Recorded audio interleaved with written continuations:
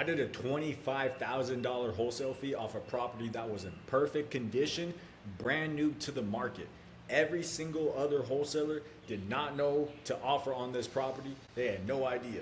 In this video, I'm breaking down how I knew this was a deal and 3 steps to do more deals like this. So what this video covers: building the agent relationships, qualifying the leads, and getting them closed. I'm going to walk you through step by step how it got to a closed deal. So this started with a relationship I had built with an investor-friendly agent months before this deal even happened. So I first got in contact with this real estate agent a couple months before this and offered on a couple of her listings. None of them worked out, but I kept the relationship. I actually put this agent on a text automation so that once a month a text would go out, say something like, "Hey, hope all is well, just wondering if you have any upcoming listings that need an offer from an investor." She ended up replying to one of those text automations with the address of this house. First of all, most sellers, they're never even gonna see that lead because they don't have that agent relationship and they never stayed in contact with the agent. They have one phone call and move on to the next agent on the list. The agents who send you the good stuff are the ones you've stayed in front of consistently for months. And another thing is, staying in front of them by itself is not even enough on its own.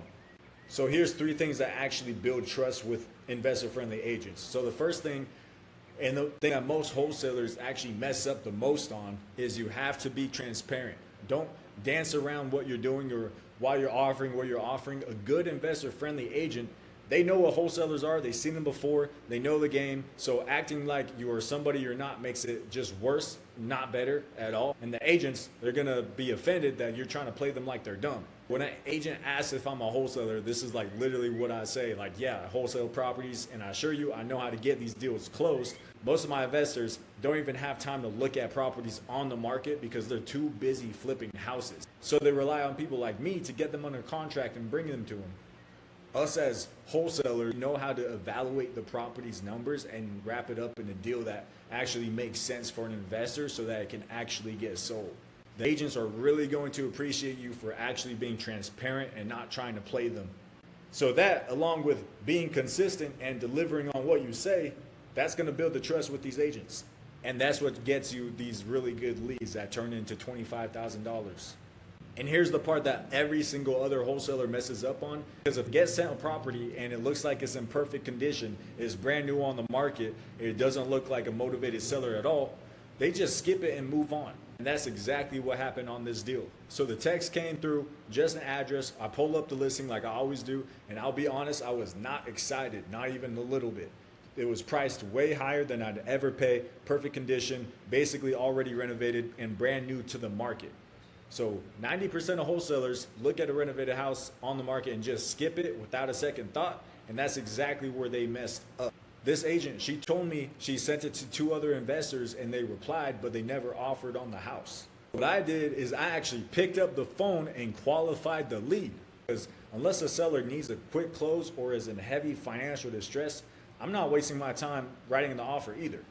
So this is pretty much what I said. I said, this doesn't look like something I typically offer on. I'm really only looking for properties that either need a lot of work or sellers that need a super quick timeline. You're going to get way more from a retail buyer than anything I could put together. So I'm not even sure I want to offer on this property. What's their timeline on this? I pause and let her sit with that. Here's what that small conversation actually does.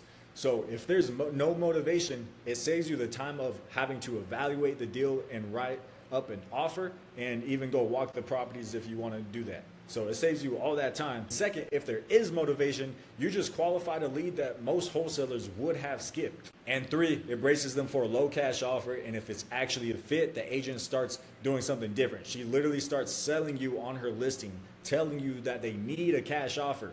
And that's exactly what happened. She came back with, "I know it's on market. I know it looks good, but the retail offers, like the closing timelines, are just too long. The seller needs a quick close." I would have never known that if I didn't pick up the phone and actually qualify the lead itself to make sure they're actually a motivated seller. Look, pay attention to the 4 signs of motivation: timeline, condition, financial distress, price. If it's not one of those, you probably shouldn't be wasting all your time on it. So the second she told me that the sellers needed a quick closing, I knew this could be a deal. And this seller was not in any like financial distress. The house didn't even need repairs at all. It looked kind of renovated, to be honest. And she just needed cash in hand before the summer so she could go see her kids. That's it. You don't need all four factors. You just need one. So at that time, seeing her kids before the summer ended was the most important thing in the world to her. So she was willing to take a discount on her property so that she could go and see her kids before the summer. That's timeline motivation right there. So once I knew it needed an offer, I ran the numbers, gave her a cash offer of $360,000, got it under contract pretty much the next day because there was no other wholesalers or investors offering on it. Even though she asked other investors, nobody wanted to offer on it. I was the only investor offer on the property. We got a 10-day inspection period, and about 2 days later, we already had a buyer locked in at $375K. A $25K wholesale fee just from an on-market property that needed 0 repairs. The best part from the deal was the relationship I was building with that agent, because she gets a lot of listings. So I didn't drag out the inspection period trying to squeeze anything extra. I didn't go through a crazy price reduction or anything like that. I was actually able to cut my inspection period short and give the seller and the agent extra certainty that we were going to close on the exact timeline I told her we would. Now, in the agent's mind, she knows that if I give her another offer, I will perform. So because I had that investor-friendly agent relationship and actually stayed in front of her through those text automations, and I called the agent to actually qualify the lead, we got a $25,000 wholesale fee. Every other wholesaler saw it on the market probably and just completely overlooked it. Remember, on closing day, I walked the property with the seller and the agent and the buyer all standing there at the same time. They knew I wholesaled it. I never hit it, didn't need to. The seller literally could not stop smiling. She was so happy. She wasn't in any financial trouble. She just wanted to see her kids before the summer ended, and we made that happen. We made that happen. So that's how I did it. If you want me to outreach to thousands of agents for you every single day, help you nurture the agent relationships, and even help you get your deals sold, reach out to me. Check the link in the description. I wish you the most success. Talk to you soon. Goodbye.